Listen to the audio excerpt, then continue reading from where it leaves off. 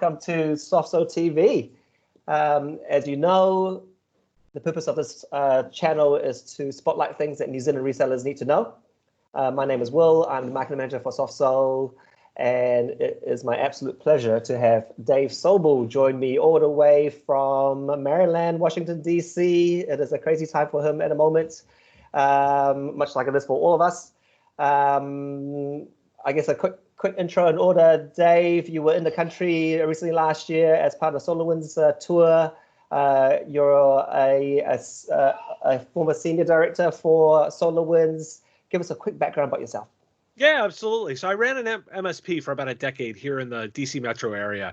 And when I sold that business, moved over onto the vendor side to consult and work with vendors to help them with their engagement. Of course, I was with SolarWinds. I did the GFI Logic Now SolarWinds transition and was there about 6 years.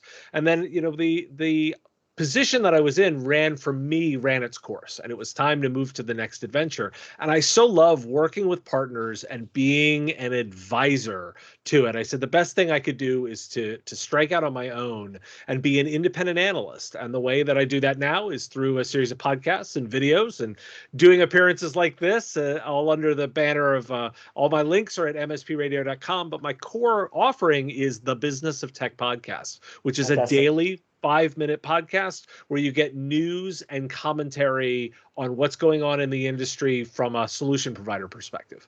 Fantastic. Right, cool. We're as per usual, we have terrible joke intro, that's mine, versus terrible joke outro, that is going to be Dave's, and I still need people to tell me which one's the worst one. So let me kick off with how did Pinocchio find out he was a wooden boy? How did he find it out? His hand caught on fire. Well, that would do it. This is probably my last podcast. Thanks for joining, everyone. And we're out. No, I'm kidding. Moving quickly right along. Just a quick overview. New Zealand is now currently in level 3. We are 24 hours into level 3. Lots of Kiwis managed to get out and get their favorite takeaways, which has been not available for the last 4.5-5 weeks. I managed to get some fish and chips myself and face the crowds. COVID has impacted the world, and New Zealand is not susceptible to that change. But the good news is 500,000 people back at work, and we are slowly reopening up the economy. So fantastic news, actually. Kind of different situation in the States. I guess, Dave, with your kind of background, though, really want to have a look at how you see sort of MSP services going forward. I mean, you've got insights to sort of kind of see, what's going to change given COVID's now proven that cash flow is king for many MSPs out there. There's uncertain times and not sure which of the customers are going to survive, which are not. Future cash flows are up in the air. What should MSPs kind of prepare for? What services and demands do you see kind of going up? Yeah, so it's certainly a crazy time, and I think when I look at what's going on in New Zealand and I compare against what's coming in the States, I think we can start at a high level and say you should be very thankful that you have a government that's giving very clear direction to citizens and to businesses of what's going on. I've been incredibly impressed with the way the New Zealand government has been handled it. You have clear definitions. Yeah, and you should take a lot of comfort in that because as one who's dealing with a different governmental response, it creates more confusion. So you actually have more to work with. Now, you asked a couple of questions there in terms of as we make that specific to MSPs. And the place I sort of wanted to start was this idea of, do I think demand changes or is there a massive change here? And the answer is yes. It's a little bit of everything. Right now, the advice that I could give to solution providers and to MSPs, first off, is to concentrate on understanding your own run rate, your own cash position, how you're going to be able to survive an extended period of uncertain times. I look at this and really say, like, we don't have a good sense of timeframes or of long-term impact. We just don't know. So it's safer to be very conservative and plan for an extended period of time. Understand where your cash situation is and what you can do. I think customers are going to be reacting in lots of different ways, and we can't really understand or predict it. So what we have to do is we have to understand what our core value is. That is around helping them with their technology. They may choose to consume that at differing levels, and they may be much more aggressive about what they're going to spend on. You're going to need to understand what your own tolerances are for that and what you're comfortable delivering and what you're not, knowing that uncertainty is the norm. I read an article this morning, MSP should prepare for 3 scenarios: a 10% revenue drop, a 30% revenue drop, and a 50% revenue drop. I mean, is that kind of sounding like a right thing to do? Well, the answer is yes, because from the perspective of thinking out for best practice planning, you need to understand that there may be some significant impact. Now, if you want to get more nuanced with your analysis, that's actually quite possible. You're going to need to start asking questions of your customers to understand more about their own verticals. So if I think about it from a vertical perspective, the worst hit job markets are the ones having to deal with customer interactions. The worst markets: travel, retail, real estate, education, consulting, manufacturing, anything where there is human interaction.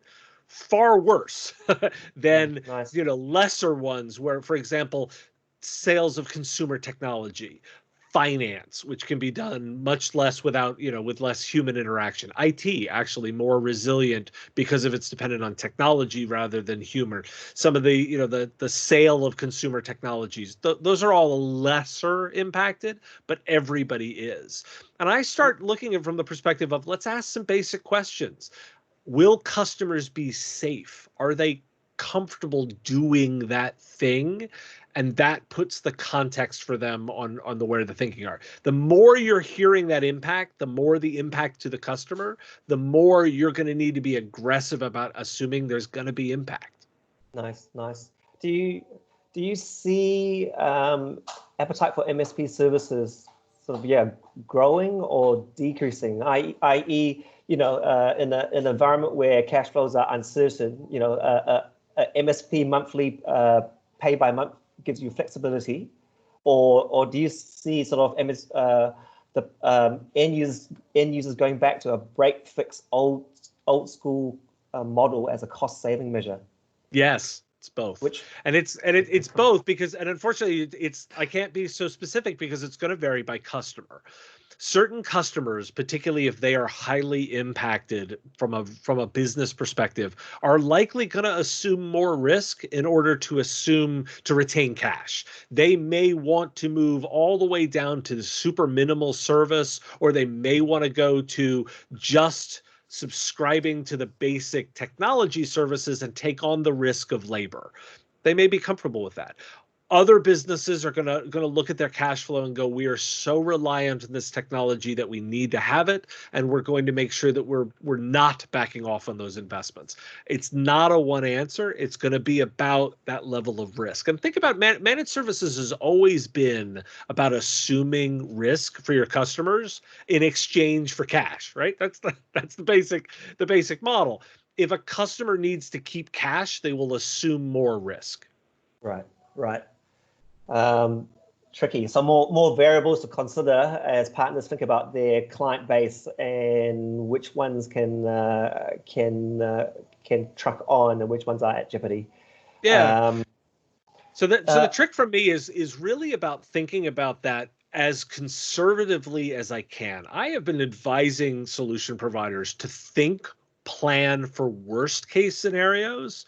The reason is not because I'm not optimistic, not that I don't think things are going to get better and that I'm, down in the dumps on this. It's that I want to see everybody get to the other side. And I know by being super conservative on my planning and thinking this may be extended, if I'm wrong and it bounces back faster, that just means providers have planned really well and they'll outperform.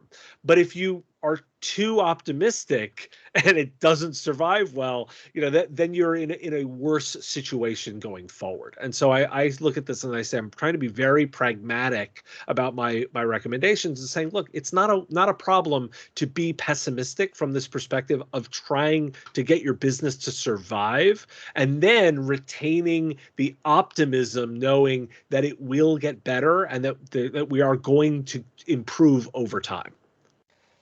So I guess it's a tricky question. I mean, how do you see COVID sort of impacting MSPs and their role going forward? Are MSPs going to stick to their knitting, do the same things, but just focus on the verticals that are most likely to survive? Do they have to pivot and think about different products? Any kind of broad tips for MSPs in the months ahead? Yeah, I mean, the first time, as I've talked about, is being careful on cash. Make sure that you're managing your business very smartly. I'm then also going to immediately say this is why you work with distribution partners and people like SofSol, to make sure that you're working through credit issues and you're leveraging the programs that are available, that you can make sure that you can ensure your survival that way. That's always my strategy on this. In terms of tips, the first thing is that understand that the core of solution selling is always listening to customers, understanding their pain point, identifying that, and then finding ways to solve it. If you focus on those basics, they are still incredibly relevant right now. That by focusing on listening to customers, understanding their situation, and then being adaptable to that, that's the kind of engagement that's going to survive. I am not as hung up on worrying about, like, are you going to be pure play managed services versus break fix? What I'm saying is, if you're engaging your customers and you're solving their problem, you're doing that is a strategy for success, regardless of good or bad. Now, make sure that you're not assuming too more risk than you can. Make sure that I am definitely telling solution providers, you're not discounting. That's not a strategy that works. What you may be doing is repackaging solutions. Perhaps you were going in saying, you know what, we're going to have an all-in managed services that includes all the labor remotely. Maybe now you're going to be backing off that. Maybe the customer wants to conserve cash. They want to be more conservative. That's okay. You've listened, you've identified their needs, you've found something that works for both of you, and you go forward together. So it's about getting back to basics a little bit. By doing that, we create strong relationships, but we also create strong companies. Those that go lean and mean and survive, they'll do well when things rebound.